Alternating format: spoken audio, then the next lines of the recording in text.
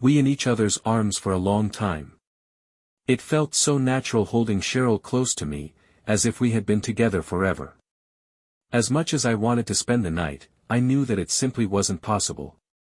I had to return home so as not to raise any suspicions from my wife, Elaine.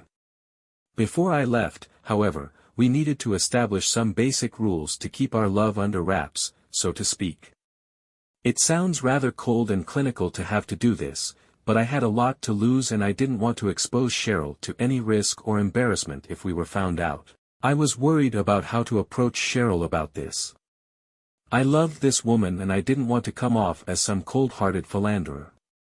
I mentioned the need for discretion to her. My fears about bringing this up were unfounded, as she understood perfectly why we had to keep our affair a secret. She was willing to do whatever it took to make it possible for us to continue seeing each other. She summed it up perfectly. "Vic, I've waited my whole life to find someone who loves me the way you do. Our situation isn't perfect, but I'm willing to do anything to hang on to what we found with each other. As long as you love me, I'll be there for you, doing whatever you need me to do. And someday we'll be able to bring our love out in the open. Everything we do right now will all be worth it when that day comes." God, I loved this woman. Maybe it was some sort of plan, that I had to endure 5 long years of rejection and celibacy in order to find her. Whatever it was, providence, some divine plan or simply coincidence didn't matter. What mattered was that I never let this glorious woman go. As I prepared to leave, Cheryl sought me and embraced me, her kisses tracing lines across my face. She didn't want me to leave, but she knew it was only temporary. I took her into my arms and kissed her deeply, passionately, holding her tightly as if to never let her go. "I do love you, Cheryl," I whispered to her as I held her. "Nothing in this world is as certain as that, and I'll be here for you. It may not be easy for a while, but we'll figure it all out. I promise you that." With great heartache, and yet great anticipation of what the future held, I walked out the door, got in my car and drove home to a marriage that was over. I had been fooling myself for so long that we could somehow magically fix the problems between us, but now I was certain that it was over. Now I had to figure out how to break things off with Elaine in such a way that I wouldn't get savaged in a divorce proceeding. It wasn't quite 11 o'clock when I pulled into the garage at home, actually earlier than usual. I figured that Elaine was already in bed, so I wouldn't have to worry about confronting her. I was careful not to make any noise as I entered the house. Sure enough, only the small table lamp in the living room was on. Elaine was in bed, so I went down the hall to the guest room. Funny, but I now considered myself a guest in my own home. As I passed Elaine's bedroom, once our bedroom, I could hear her. Her door was slightly ajar, and I could hear her clearly.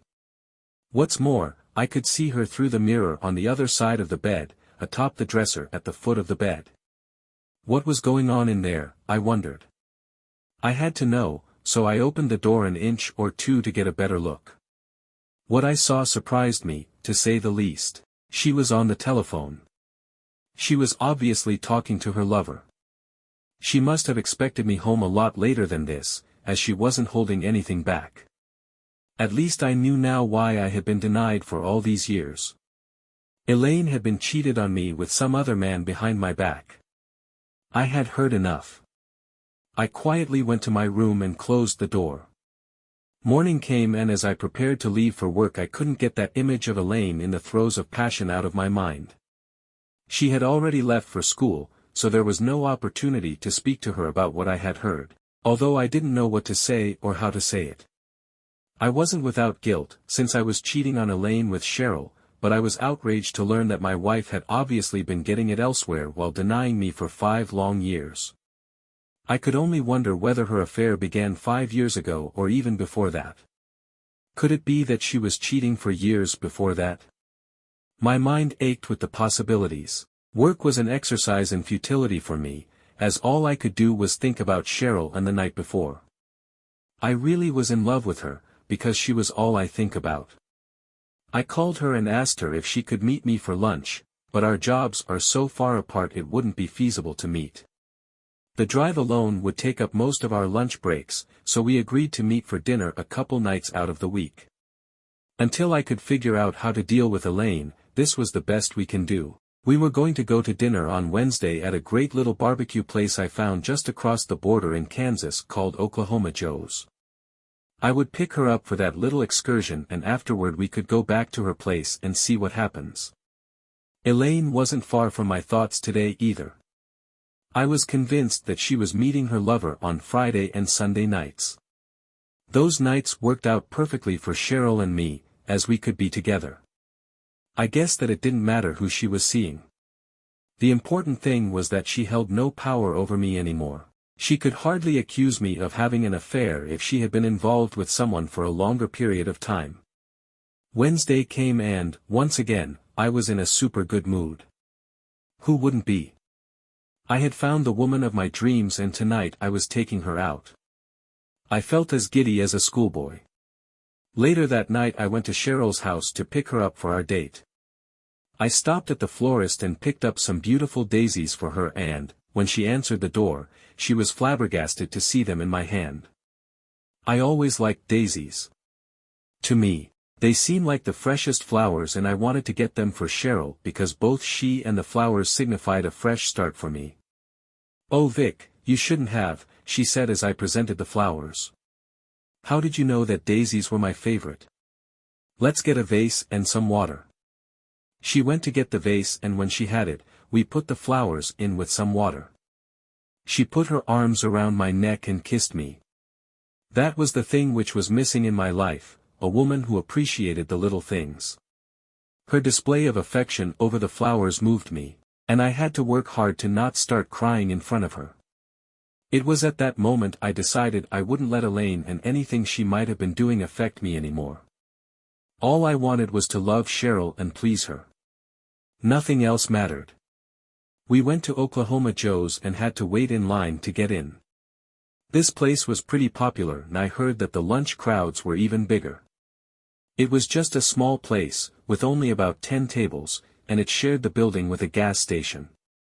A lot of their business was carry-out, so we wouldn't have any problem getting a table, once we got to the order station. The whole time we were in line, Cheryl was holding my hand. I couldn't remember the last time I held hands with Elaine. I guessed the spark just went out for us, but I was going to make up for all of that lost time with Cheryl. After dinner we stopped for ice cream and shared a cone. We were like school kids, out on a date and doing all of the silly things they do. I couldn't remember having such a good time. As we drove home I longed for the old days, when cars had bench seats. They made it possible for your girl to sit right against you as you drove, with your arm around her as she snuggled close to you. How funny that I was reminded of a simpler time. As sophisticated as we would like to believe we are, things seem to go a lot slower back then. When we arrived at Cheryl's house, I figured to make out a little and then go home. Cheryl invited me in and excused herself to use the bathroom. When she returned she was wearing a terry robe and asked me to sit down with her on the sofa. She immediately began to kiss me, then she stopped and arose before me, taking my hand and helping me get up from the sofa. "Come with me, lover," she whispered. Can you guess what happens next? Now it was time to be serious, to show her just what she meant to me. "Cheryl, no one has made me feel the way you do. I don't want to sneak around anymore. I'm going to go to Elaine and tell her I want out, that I want a divorce. Will you be there for me if I do this? It might be tough for a while, but at the end we'll have each other and we won't have to hide anything." "Vic," she said. "I love you. Of course I'll be with you in this. I want us to be together always. You go do what you need to do. I'll be here waiting. You're not losing me." That was all I needed to hear. I kissed Cheryl and said, "I want to go home right now and get this thing started. I don't want to waste another minute hiding our love. I intend to tell her tonight. Once that's begun you can have your way with me." I was smiling at this last statement and Cheryl grinned at seeing my smile. "I hate to leave you just now, but I have to go do this. I'll call you once the dust has settled." "All right, my sweet darling. Good luck with it and, oh, before you go I have to say it one more time. I love you. I kissed her again, this time with the knowledge that we were coming out from the shadows, that I was finally making our happiness my main priority.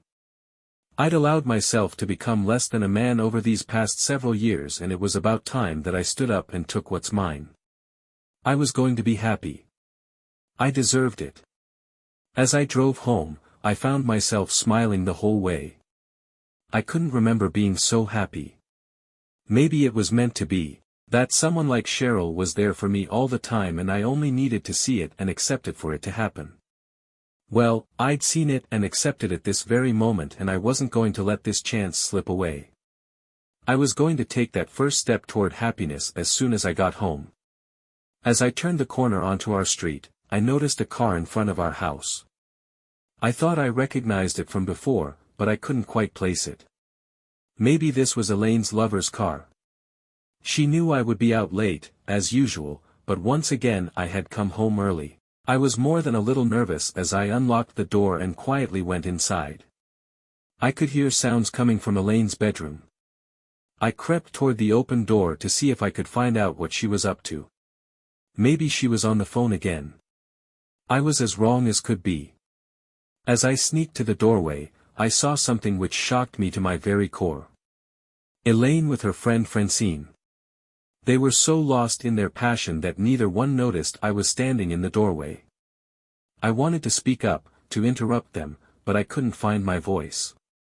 I was frozen to that spot, so shocked at what I was seeing that I couldn't move. All this time, and she was with a woman.